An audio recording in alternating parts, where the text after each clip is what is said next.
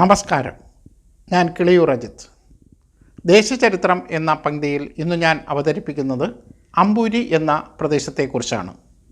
തിരുവനന്തപുരം ജില്ലയിൽ കാട്ടാക്കട താലൂക്കിൽ അമ്പൂരി എന്ന പ്രദേശം സ്ഥിതി ചെയ്യുന്നു.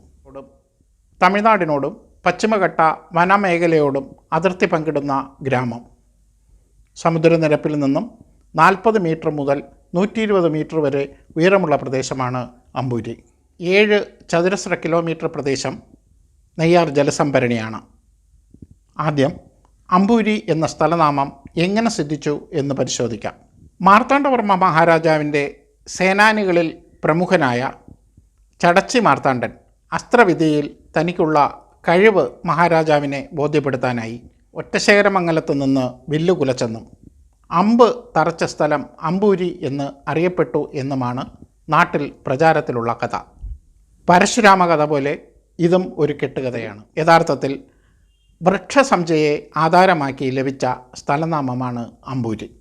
കണ്ടലപ്പാല എന്ന വൃക്ഷത്തിൻ്റെ അപരനാമമാണ് അമ്പൂരി.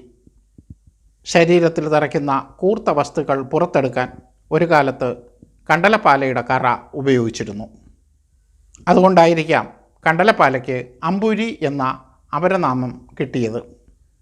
അമ്പൂരിയിലെ ജനവാസത്തിന് നൂറ്റാണ്ടുകളുടെ പഴക്കമുണ്ട്. അപലോകദേശൻ്റെ മണ്ണു തേടി ബൗദ്ധനും ജൈനനും എത്തുന്നതിനു മുമ്പ്, കിഴക്കുനിന്ന് മല താണ്ടി ഇടയരെത്തുന്നതിനും വളരെ മുമ്പ് മൈലനും മായനും കുറിച്യനുമൊക്കെ പാർത്തിരുന്ന കുറിഞ്ചി നാടാണ് അമ്പൂരി. പിട്ടൻ്റെ ചുടല, മായോൻ്റെ ഇരിപ്പിടം, ചാക്യൻ്റെയും അയ്യൻ്റെയും ആസ്ഥാനം, വെള്ളറൈക്കുന്ന്, വല്ലമലക്കാവ്, കൊല്ലൻ പണിയിട്ട അപ്പ്, വലിയ ഇല്ലം, ഇതെല്ലാം അമ്പൂരിയുടെ ഇനിയും എഴുതാത്ത ചരിത്രം. ആയിരപ്പാറ അണ്ണൂരി നിലവും കലിതുള്ളി ഒഴുകുന്ന കരിപ്പയാറും തല തേറ്റി നിൽക്കുന്ന വേമലക്കാണിയും അഗസ്ത്യമുനിയുടെ തപോഭൂമിയായ കുറുമലവല്ലിയും മയിലാറുമൊക്കെയാണ് അമ്പൂരിയുടെ പഴമ തുളുമ്പുന്ന ചിത്രം. വേട്ടുവരും മലജാതിക്കാരും മാത്രമല്ല, കമ്മാളരും മണ്ണാനും പറത്തിയും പള്ളിച്ചാനും വേളാരും ഇടയരുമൊക്കെ കാലത്തിനൊപ്പം നടന്ന മണ്ണാണിത്.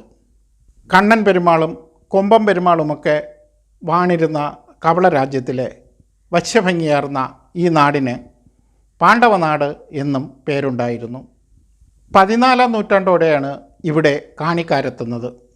തുടർന്നാണ് കാലാട്ട് തമ്പുരാനും വലിയ മുത്തനും ആടുവള്ളി തമ്പുരാനുമൊക്കെ അമ്പൂരിയുടെ മലദൈവങ്ങളായി മാറുന്നത്.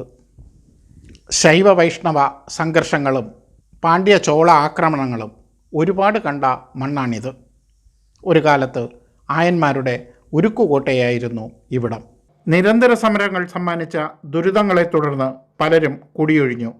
അങ്ങനെ അമ്പൂരി വീണ്ടും കാടടഞ്ഞു. പുറംനാട്ടുകാർ വീണ്ടും അമ്പൂരി തേടിയെത്തുന്നത് 17-ാം നൂറ്റാണ്ടിലാണ്. അതും താഴ്വരകളിൽ. അമ്മതയും മുത്തിയും മാടനുമൊക്കെയായിരുന്നു ഈ ദ്രാവിഡരുടെ ദൈവങ്ങൾ. രോഗദുരിതങ്ങളിൽ ഒറ്റപ്പെട്ട അമ്പൂരിയിൽ വീണ്ടും കുടിയേറ്റക്കാരെത്തുന്നത് 1930-കളിലാണ്.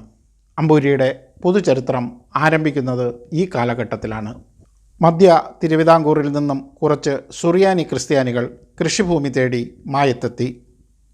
ചെറുവാണ്ടൂർ സ്വദേശി കൊച്ചുപുരയ്ക്കൽ കുരിയാച്ചൻ, ആനിക്കാട് സ്വദേശി പൂഞ്ചാൽ ചാക്കോ, മുള്ളൻകുഴിയിൽ തൊമ്മൻ, മൈലക്കുഴി കുട്ടി, മറ്റക്കര വട്ടൻ തൊട്ടിയിൽ മാത്തൻ വൈദ്യൻ, സഹോദരൻ ദേവസ്യ എന്നിവരാണ് ആദ്യ കുടിയേറ്റക്കാർ.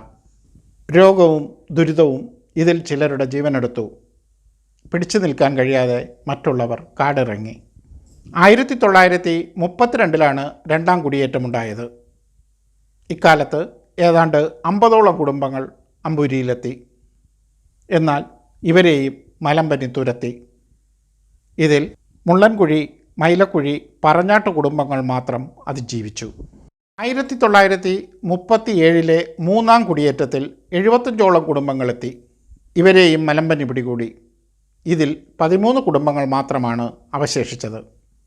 തിരുവിതാംകൂറിലെ ഭക്ഷ്യക്ഷാമം പരിഹരിക്കാൻ തരിശുഭൂമികളിൽ കൃഷി ഇറക്കണം എന്ന സർക്കാർ ആഹ്വാനം പരിഗണിച്ച് 1949-ൽ കുറച്ച് കർഷകർ കൂടെ അമ്പൂരിയിലെത്തി. അക്കാലത്ത് മലമ്പനിയുടെ തീവ്രത നന്നേ കുറഞ്ഞിരുന്നു. അമ്പൂരിയെ കാർഷിക സമ്പന്നമായ ഒരു നാടാക്കി മാറ്റിയത് ഇവരാണ്. പ്രതിബന്ധങ്ങൾക്ക് നടുവിൽ പകച്ചു നിന്ന കുടിയേറ്റക്കാരുടെ ഇരുളടഞ്ഞ ജീവിതത്തിൽ കൈത്തിരിവെട്ടവുമായി കടന്നു വന്ന ഒരു ദൈവദൂതനുണ്ട്. ബെൽജിയം സ്വദേശി ഫാദർ അദയോദാത്തുസ്. ആത്മീയ പാതയിലൂടെ സന്നദ്ധ പ്രവർത്തനം നടത്തിയ ഈ വലിയച്ഛനെ അമ്പൂരിയുടെ ശില്പി എന്ന് വിളിച്ചാലും തെറ്റില്ല. അമ്പൂരിയെ സമ്പൽ സമൃദ്ധമാക്കിയ റബ്ബർ കൃഷിക്ക് നാന്ദി കുറിച്ചത് 1938 ദിവാനായിരുന്ന sir CP Ramaswami Iyer TT Krishnachari എന്ന പ്ലാന്റർക്ക് റബ്ബർ കൃഷി നടത്തുന്നതിനായി അമ്പൂരിയിൽ 350 ഏക്കറോളം ഭൂമി പതിച്ചു നൽകുകയായിരുന്നു. പതിവ് ഭൂമിയിൽ റബ്ബർ കൃഷി ആരംഭിച്ചെങ്കിലും 1943 കാട്ടുതീയിൽ റബ്ബർ തോട്ടം ഏതാണ്ട് പൂർണ്ണമായും കത്തിനശിച്ചു. അവശേഷിച്ച ചില മരങ്ങളിൽ നിന്ന് ശേഖരിച്ച വിത്ത് ഉപയോഗിച്ചാണ് ഇവിടെ റബ്ബർ കൃഷി പുനരാരംഭിച്ചത്. തെക്കൻ സംസ്കാരത്തിൻ്റെ നറുനെയ് ചുരത്തുന്ന നെയ്യാറിൻ്റെ തലപ്പത്ത് മധ്യ തിരുവിതാംകൂർ സംസ്കാരത്തിൻ്റെ സമൃദ്ധിയുമായി അമ്പൂരി ഗ്രാമം ഇന്നും വേറിട്ടു നിൽക്കുന്നു. ഒപ്പം ഒളിമങ്ങാത്ത ദ്രാവിഡ സംസ്കാരത്തിൻ്റെ ഈടുവയ്പ്പുകളും. മറ്റൊരു ദേശചരിത്രവുമായി വീണ്ടും കാണാം. നന്ദി, നമസ്കാരം.